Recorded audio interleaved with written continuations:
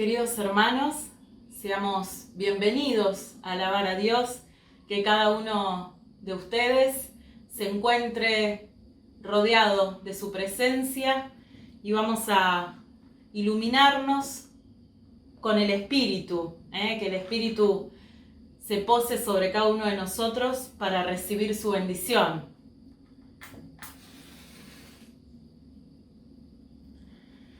En nuestra oscuridad enciende la llama de tu amor, Señor, de tu amor, Señor.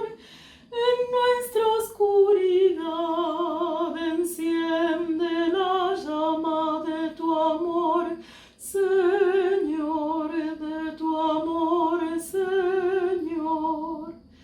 En nuestra oscuridad enciende la llama de tu amor, Señor, de tu amor, Señor. En nuestra oscuridad enciende la llama de tu amor, Señor, de tu amor, Señor.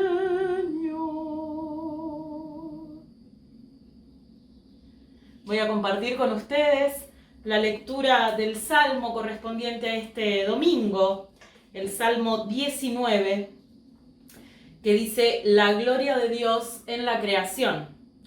El cielo proclama la gloria de Dios, de su creación nos habla la bóveda celeste. Los días se lo cuentan entre sí, las noches hacen correr la voz. Aunque no se escuchan palabras ni se oye voz alguna, el tema va por toda la tierra y hasta el último rincón del mundo, hasta donde el sol tiene su hogar. Y el sol comienza alegre a recorrer su camino como un atleta, como un novio que sale de la habitación nupcial.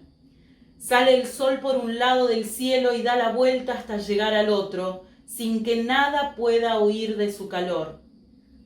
La enseñanza del Señor es perfecta, porque da nueva vida.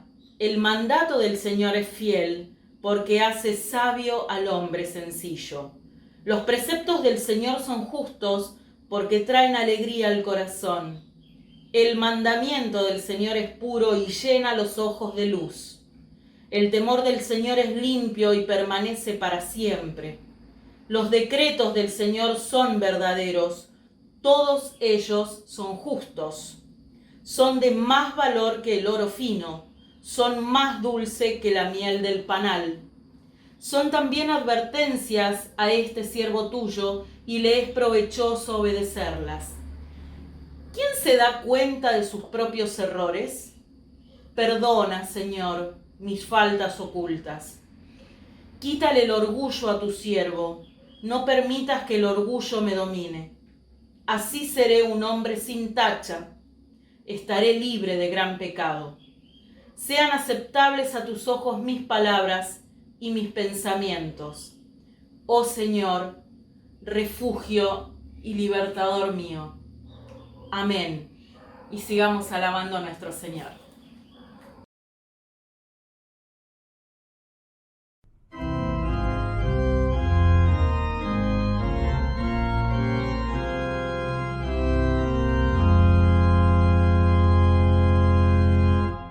Al Dios de Abraham,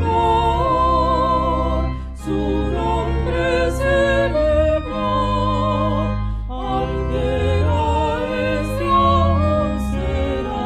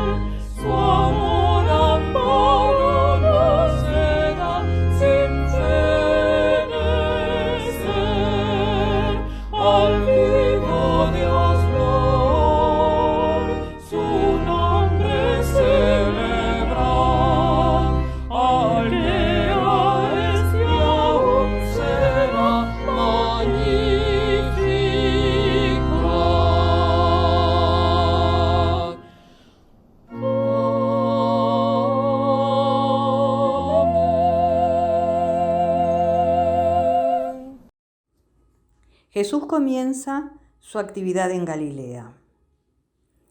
Jesús volvió a Galilea lleno del poder del Espíritu Santo y se hablaba de él por toda la tierra de alrededor. Enseñaba en la sinagoga de cada lugar y todos le alababan. Jesús en Nazaret.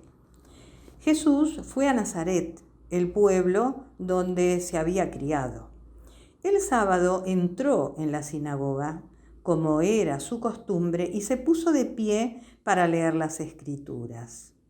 Le dieron a leer el libro del profeta Isaías y al abrirlo encontró el lugar donde estaba escrito: El Espíritu del Señor está sobre mí, porque me ha consagrado para llevar la buena noticia a los pobres.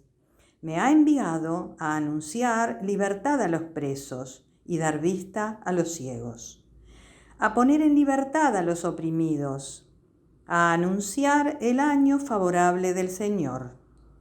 Luego cerró el libro, le dio al ayudante de la sinagoga y se sentó. Todos los que estaban allí tenían la vista fija en él.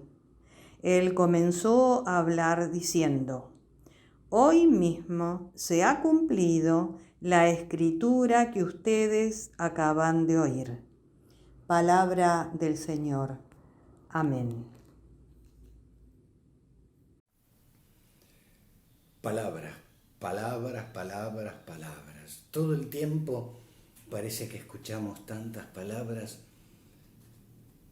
y tal vez por la cantidad sentimos que también van perdiendo su valor, su significado.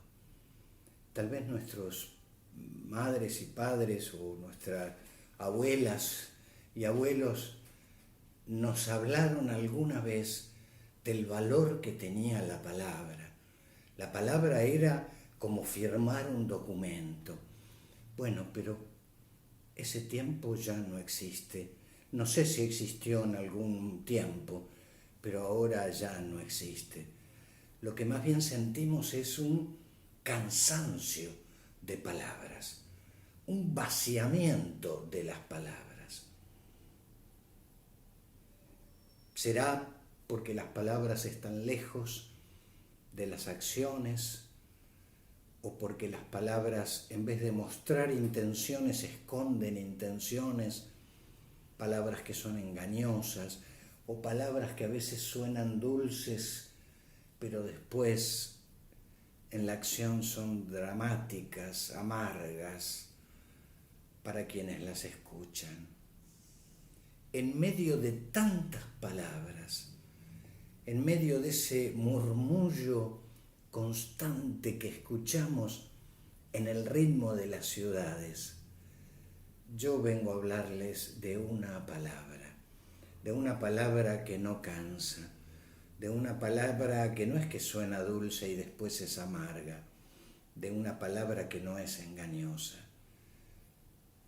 Hoy quiero hablarte de una palabra que es verdad, que además de verdad trae vida. Es una palabra que sana, una palabra que restaura, y me refiero a la palabra de Dios. Esa misma palabra que creó toda la belleza y la armonía del universo y de la creación. Esa misma palabra que cuando Abraham y Sara escucharon, les cambió no solo el rumbo, sino toda su vida. Esa misma palabra que impulsó a Moisés a animarse a dirigir todo un pueblo en una gesta que parecía imposible.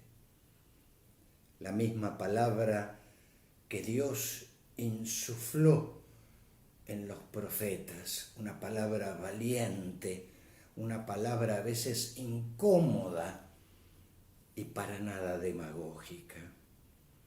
Esa palabra, la palabra de Dios. Hoy la escena del libro de Nehemías nos muestra una escena que he leído muchas veces y que tantas veces me vuelve a conmover. El pueblo vuelve, después de siglos de exilio, a su patria, a su terruño, a su querencia, al lugar donde estaba su historia, sus afectos, sus lugares queridos. Pero allí no hay piedra sobre piedra. Todo ha sido destruido, hasta el querido templo de Jerusalén. Aquellos que soñaban con reencontrarse con sus casas, con sus calles, los lugares donde los niños jugaban, bueno, pues todo eso ya no existía. Todo era desolación y destrucción. Y en medio de eso,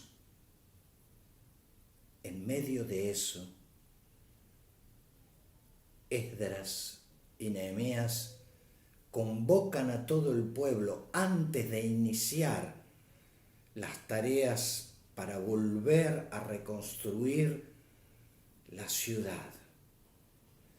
Los reúnen y Esdras va a leerles la palabra de Dios. Y nos cuenta el relato que fue tal la conmoción de ellos. Gritaban amén.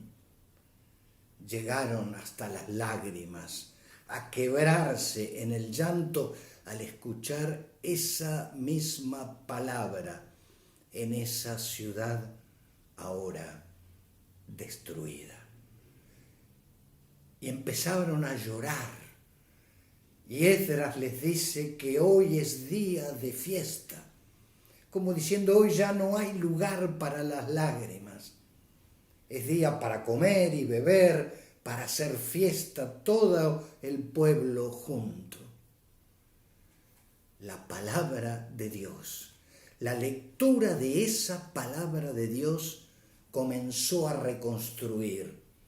Ya no los escombros, las piedras, las paredes, sino a reconstruir el alma herida de un pueblo que fue arrancado violentamente de su propia tierra y que ahora vuelve. La palabra de Dios reconstruye aún sobre los escombros de tu vida y de la vida de un pueblo, como nos cuenta hoy el libro de Nehemías. La palabra de Dios es tan fuerte que dice Juan como en uno de los más bellos poemas que hoy disfruta la humanidad. La palabra se hizo ser humano y habitó entre nosotros. Eso es Jesucristo. Esa misma palabra creadora, transformadora, esa palabra que da coraje, esa palabra que reconstruye, se hizo uno como nosotros, para que nosotros tengamos vida. Lucas, en el Evangelio que hoy leímos, nos dice prácticamente lo mismo que Juan, pero a través de una escena, como si tomara una fotografía. Jesús entra a la sinagoga y como maestro, rabí que es, le dan a leer la palabra, un texto del profeta Isaías. Jesús lo lee. El Espíritu del Señor está sobre mí. ¿Y está para qué? Para levantar al pobre, al cautivo, para darle vista al ciego, para liberar de la opresión a los oprimidos. A eso viene Jesús. Termina de leer esa profecía de Isaías y pronuncia la predicación más breve que yo he escuchado en mi vida. Porque leyó el texto, miró a la gente y Jesús les dijo, esta profecía se ha cumplido hoy. Cerró el rollo y se fue a sentar. Esa fue toda su predicación. Claro, para algunos será poco, pero es cuando te animás a creer en esas palabras de Jesús, esa profecía se ha cumplido, es que realmente llegamos a tener lo que más necesitamos en la vida, la palabra hecha ser humano, Jesús en tu vida, que viene a librarte, a darte vista, a sacarte de la prisión, de la pobreza, del dolor. A esto viene Jesús. Y tal vez podamos decir, como aquel centurión, una sola palabra tuya bastará. Que hoy esa palabra de Jesús llegue a tu vida. Esa única palabra te alcance y te llene de vida. Que Dios te bendiga.